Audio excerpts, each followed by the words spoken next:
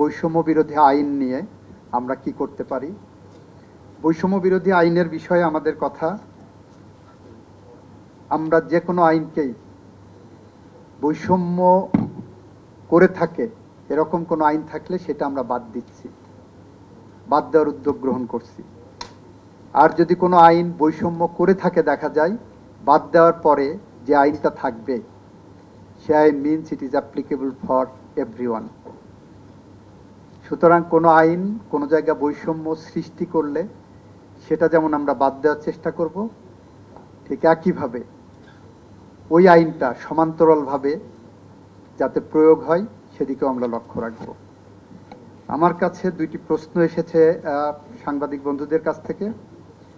সেটা হলো, রামিসা হত্যা মামলায় চার্জশিট কবে প্রদান করা হবে, বিচার কার্য শেষ করতে কতদিন লাগবে। আমরা প্রতিশ্রুতিবদ্ধ, মাননীয় প্রধানমন্ত্রী বলেছেন একটা বিচার যত দ্রুত সম্ভব শেষ করা আমরা তার মধ্যেই করব। আমাদের সামনে একটা উদাহরণ হিসাবে আছে মাগুরার আসিয়ার মামলা, 1 মাসের মধ্যেই মনে হয় শেষ করা সম্ভব হয়েছিল, 3 মাস লেগেছিল।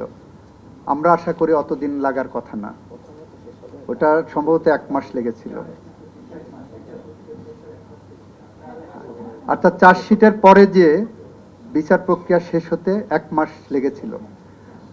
আমাদের সামনে একটা উদাহরণ আছে, 1848 সালের একটা উদাহরণ আছে।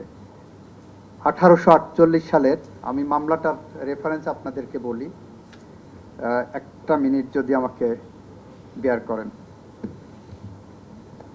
মুল্লুক চাঁদের মামলা, 1848 সালে মুল্লুক চাঁদের মামলা, সেই মামলায় একদিনে বিচার শেষ হয়েছিল। বিচার শেষ করতে একদিন সময় লেগেছিল। আমাদের এখানে আইনি যেটুক ফাঁক আছে সেটা হলো, সেটা বাদ রেখে যদি আমরা চার্জশিটে যাই সেটা নিয়ে আমাদের ফ্যাটাল ইনজুরি থেকে যাবে প্রসিকিউশনে।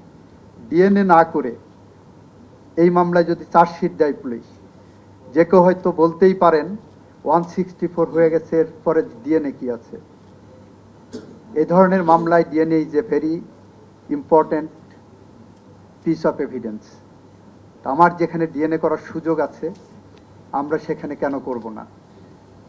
একটা ডিএনএ রিপোর্ট আসতে কয়েক সপ্তাহ লেগে যায়, এমনকি কয়েক মাস লেগে যায়। আমরা আপনাদের বলছি রামিসার ডিএনএ আসতে 72 ঘন্টার বেশি সময় লাগবে না, আশা করি ইনশাল্লাহ। আমাদের টপ প্রায়োরিটির মধ্যে এটা আছে। এবং ডিএনএ রিপোর্ট আসার সাথে সাথে 25 তারিখ থেকে সরকারি ছুটি, যদি আমরা ডিএনএ রিপোর্টটা তার আগে পেয়ে যাই, আমরা আশা করি তদন্ত যে গতিতে আগাচ্ছে, আমরা ঈদের আগে যদি চার্জশিটটা দিতে পারি, ঈদের পরপর আমরা বিচারিক প্রক্রিয়া শুরু করতে যা যা কর্মসূচি আছে সব কর্মসূচি গ্রহণ করে এই বিচারটাকে ত্বরান্বিত করার জন্য প্রসিকিউশনের পক্ষ থেকে যতটা ডিউ ডিলিজেন্স দেখানো সম্ভব, সাধারণ জনগণ, দেশে বিদেশে মানুষ এই বিচার শেষ করতে যতটা প্রত্যাশা করে, আমরা আশা করি সেই প্রত্যাশা পূরণ করতে আমরা সক্ষম হব। যদি আমরা কোনো ভুল পথে এগিয়ে যাই, আপনারা আমাদেরকে সমালোচনা করবেন, গাইড করবেন। আমাদের সেখানে কোনো রকম কার্পণ্য এখানে থাকবে না।